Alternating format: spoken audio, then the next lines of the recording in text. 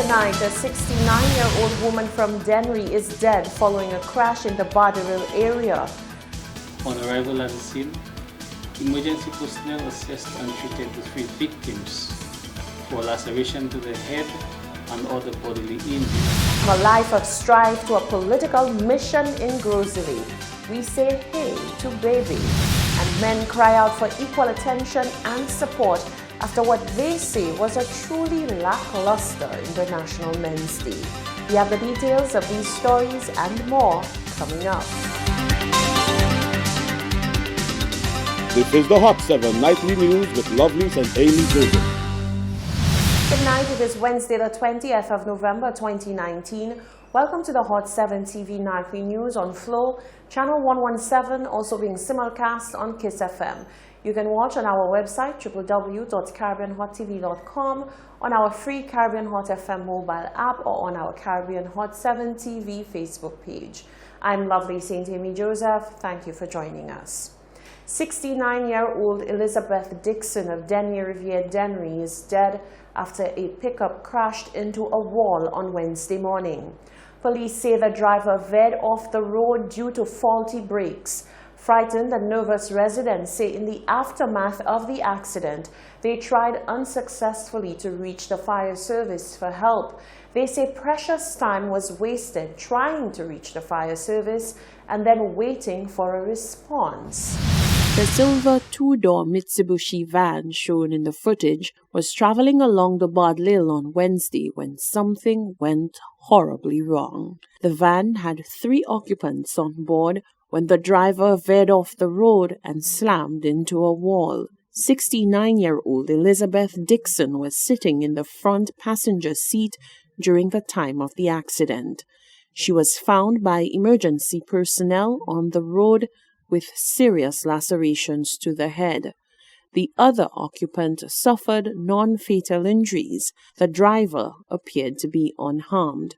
Police have since confirmed that 69-year-old Elizabeth Dixon passed away due to her injuries. Divisional Officer of the St. Lucia Fire Service, David Antoine, says they received the call about the accident at about 5:35 a.m. on Wednesday.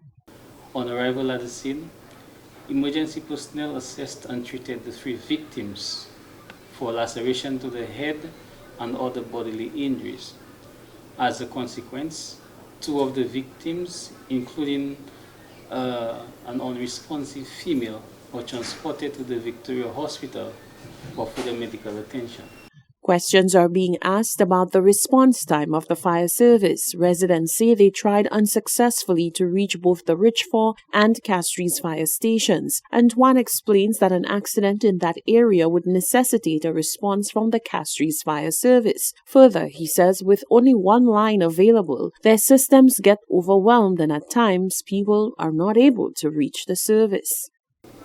I cannot ascertain that information, but I know that's an emergency service, and sometimes you may find the line may be engaged because of all the calls that we receive. But actually, our lines could only allow for a call at a time. So if we have more than that, it would overwhelm the system, and we may not have persons calling maybe for other incidents to get through that line.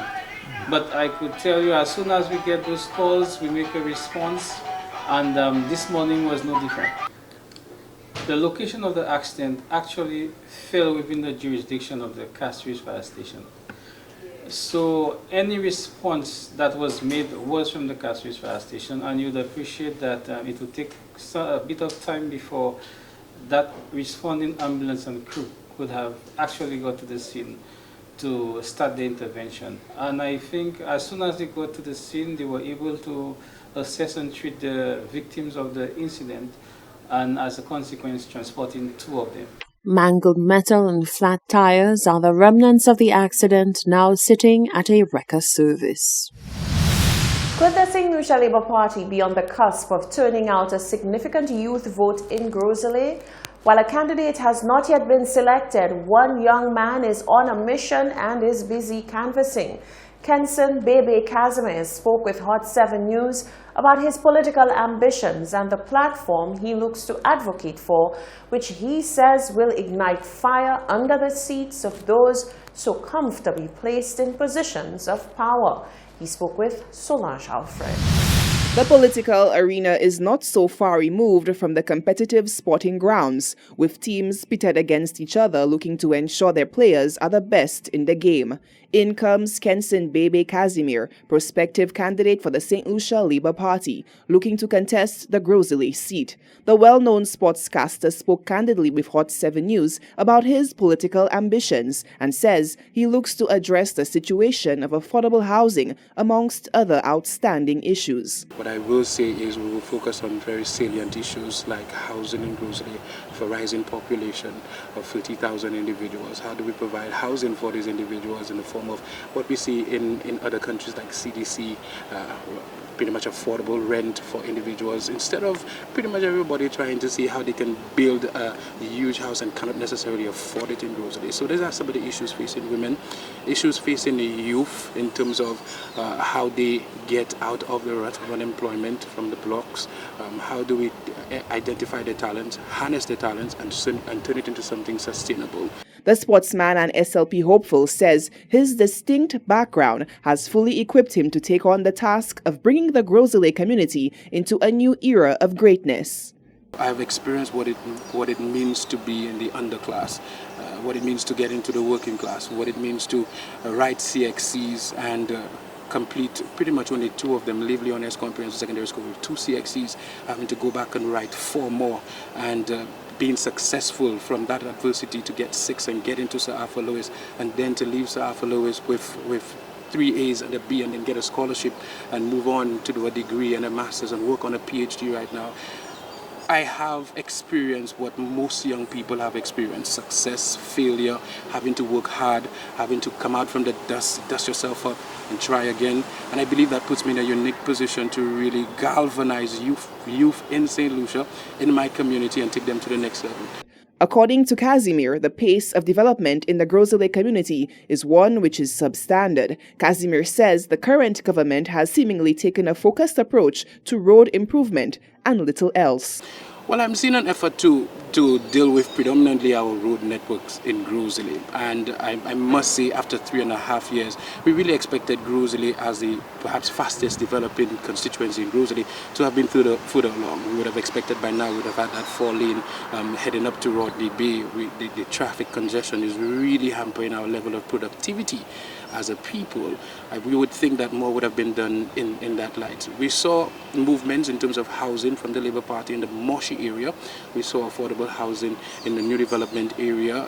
That was a process that would have started. For me, as I said, I would have expected that perhaps the Dyer Mall that was dilapidated for a number of years could have been used and turned into a housing scheme. I'm hearing now that it has been purchased by a private individual. We do not have the details on that, but this would have been an ideal location where people from Grosley, when I say Grosley, I mean from Cap Estate to Shaw, could have perhaps invested in those who could not have afforded to actually buy a piece of the pie yet to have affordable housing. Casimir says he also wants to focus on improving the creative industries, boosting sports tourism, and improving youth development programs. Reporting for Hot 7 News, I am Solange Alfred. Meanwhile, Christopher Hunt says that his prospective candidacy in the Castries Central seat should also be viewed as a step forward in the youth movement. He further applauds the efforts of the Labour Party to encourage continued youth involvement in the party. Because this whole thing where we keep saying the youth are our future, that time has passed. The youth are desperately needing to be the present, and I'm happy to see that the Labour Party has adopted a platform of a youth economy and a youth-based economy, and I think that that is what is not only just the typical campaign pledge, but I think it's essential right now. He says, contrary to popular belief, he is very serious about his political bid. What I did was I submitted my name to be considered for the Castries Central seat.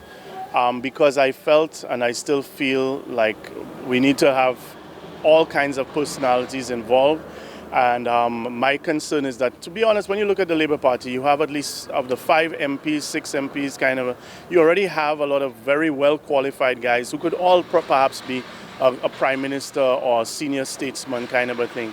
But I feel that there's a need for some younger sort of youth injection. I mean, I'm not considering myself young, but people of varying personalities and backgrounds that maybe have different backgrounds, maybe entertainment, maybe cultural activism or social activism, that kind of a thing.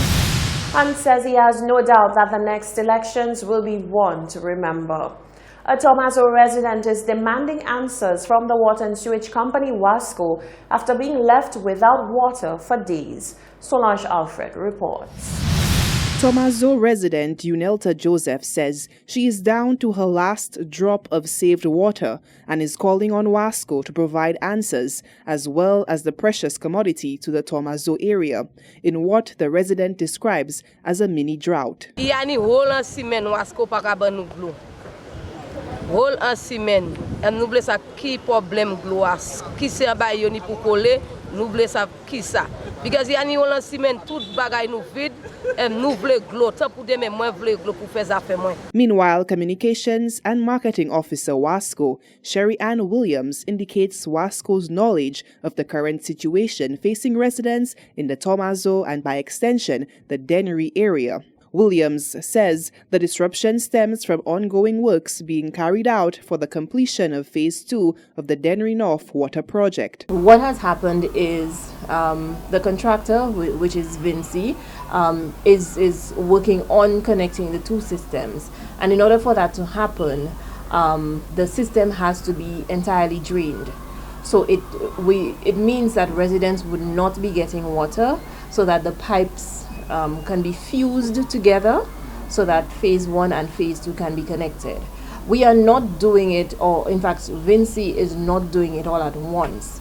So you would find that residents in certain pockets, in certain areas, would obviously feel a sense of inconvenience because of the fact that they do not have water for a certain period of time. Moreover, Joseph says relief cannot be gained from the nearby river, as that too poses a problem for the residents due to contaminants in the water. Et puis l'Oivia, c'est maman là te ka be l'Oivia.